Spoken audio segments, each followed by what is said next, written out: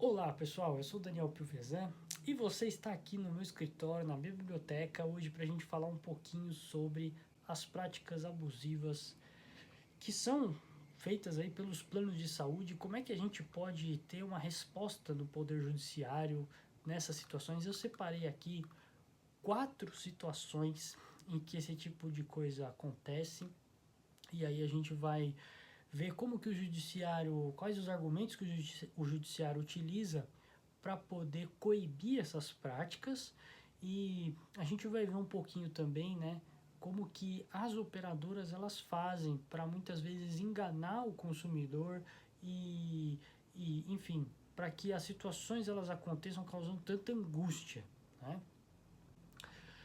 Bom, primeiro ponto que eu queria tratar com vocês é sobre a limitação no tempo de internação hospitalar. Imagine você uma situação, a pessoa precisa de um atendimento, ela dá entrada no pronto-socorro ou algum atendimento assim, de emergência, de urgência e tudo mais, e aí ela descobre que o plano de saúde autorizou a internação, mas é só por 12 horas porque tem uma cláusula no contrato dizendo isso. Bem, a gente tem um agravo interno, eu vou deixar aqui o número para vocês, um agravo interno no recurso especial no qual uma operadora de plano de saúde ela inseriu no contrato exatamente essa cláusula limitando o período de internação em casos de emergência e o limite que a operadora deu foi de 12 horas. Mas aí o STJ ele decide nesse recurso que vocês estão vendo aí, o recurso ele decidiu que essa prática é abusiva porque ele se apoia na súmula 302. A súmula 302 do STJ, ela vai dizer exatamente o quê? Que é abusiva a cláusula contratual de plano de saúde que limita no tempo a internação hospitalar do segurado. E aí é interessante porque essa decisão ela reafirma que o direito à saúde do consumidor ele prevalece sobre as cláusulas contratuais abusivas, ou seja, a gente pode ter bastante segurança nessas circunstâncias em que existe uma cláusula, você viu lá no contrato que realmente tem uma cláusula parecida, mas o judiciário vai entender o quê? Que essas cláusulas elas podem ser superadas mediante decisão judicial, justamente quando existe o reconhecimento de que elas são abusivas. E esse é um caso clássico, um caso que já até está pacificado, né? Ah, a gente também tem uma outra situação que é a negativa de cobertura de medicamentos. Veja só, o STJ ele decidiu também num recurso numa situação, né, que se o contrato ele prevê a cobertura de determinada doença, o STJ entende que é abusiva a cláusula que exclui o tratamento, o medicamento ou o procedimento necessário para a preservação e recuperação da saúde ou da vida do contratante, do consumidor, né? E aí nesse caso que eu estou mencionando aqui, o plano de saúde foi condenado ao pagamento de danos morais diante dessa prática abusiva.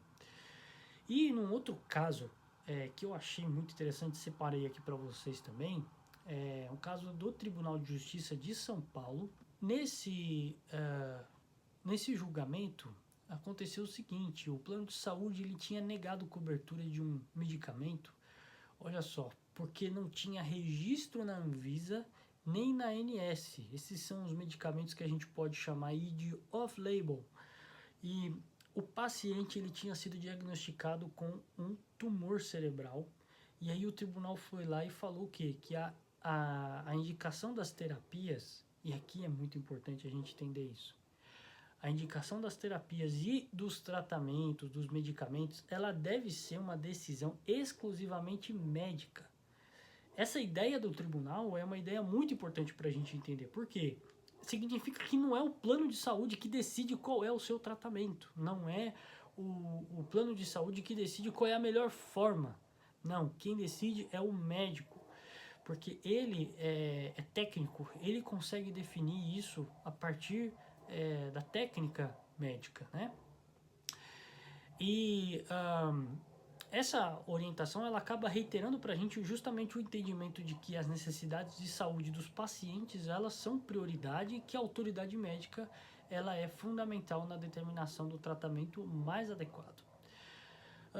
A gente também tem uma terceira situação que ocorre muito abuso por parte dos planos de saúde, que é a suspensão do atendimento por atraso de mensalidade. Então, veja só uma situação aqui também julgada no Tribunal de Justiça de São Paulo, em que o plano de saúde ele suspendeu os atendimentos por causa de atraso no pagamento de apenas uma mensalidade, e o atraso ela era ainda inferior a 30 dias, ou seja, uma situação bastante complicada, né? Imagina que a pessoa ela contrata o plano de saúde e está pagando tudo certinho, de repente ela tem um mês difícil, não consegue pagar e pensa assim, mês que vem eu vou pagar, esse mês não dá. Enfim, e ela precisa de um tratamento ou precisa de um atendimento. O plano de saúde simplesmente não pode negar. E aqui eu quero explicar para vocês qual que é o fundamento do Tribunal de Justiça para afastar essa negativa. O fundamento do tribunal foi o artigo 13, parágrafo único da Lei 9.656 de 98, que vai estabelecer que o plano de saúde ele não pode suspender ou rescindir o contrato, exceto em duas hipóteses. Preste bastante atenção nas duas hipóteses.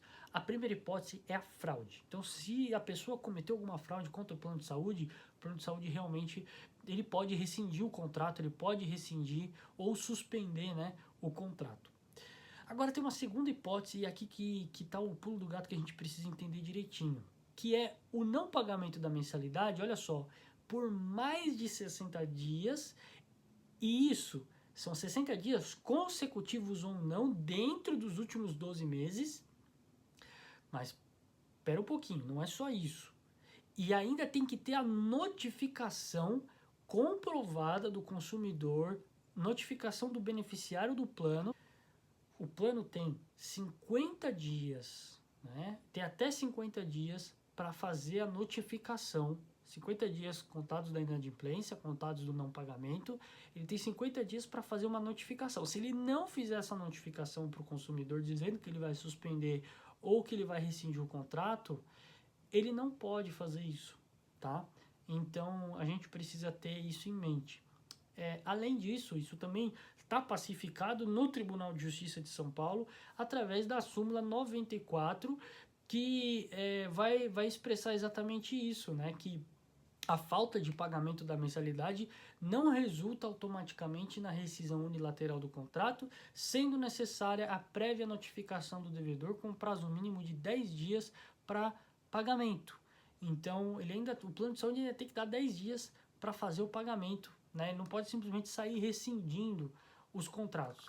E a gente tem mais uma questão que causa bastante dificuldade com algumas pessoas, que é a negativa de tratamentos e procedimentos, muitas vezes, né, sem estarem no rol da ANS. Bom, teve um caso do Tribunal de Justiça que o plano de saúde negou a cobertura de um procedimento e do material cirúrgico exatamente por isso, porque não estava no rol da ANS. Mas aí a perícia no processo ficou comprovado através de uma perícia que esse tratamento ele tem eficácia, e aí o tribunal foi lá e disse que o plano de saúde deveria sim cumprir o tratamento, ou seja, o tratamento era devido pelo plano.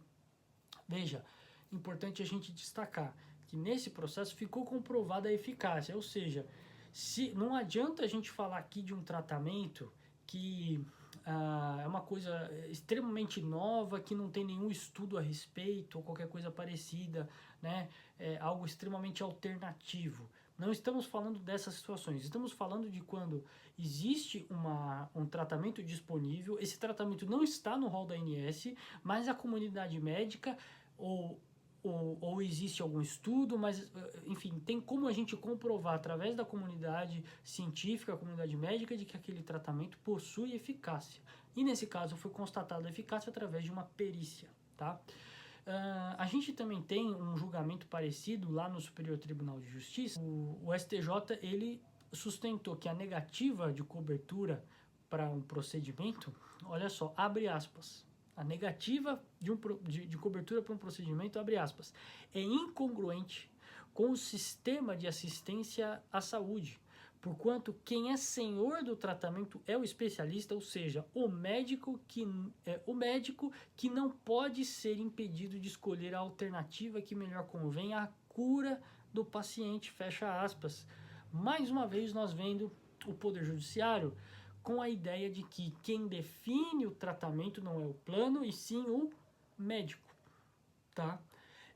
Então, a gente fica com isso aí, e para finalizar, eu quero falar um pouquinho, né, que esse cenário todo, ele precisa ser combatido, e o combate desse cenário, ele acontece através de dois grandes agentes na sociedade. O primeiro deles é o judiciário, e o segundo são os advogados. Então, um judiciário que é bem instruído, que o advogado faz o seu trabalho para levar para o judiciário os argumentos, para fazer o trabalho correto, de até orientar o consumidor no tipo de documento que ele precisa obter junto ao plano, junto aos médicos, para fazer o pedido da forma correta. Tudo isso é o trabalho do advogado.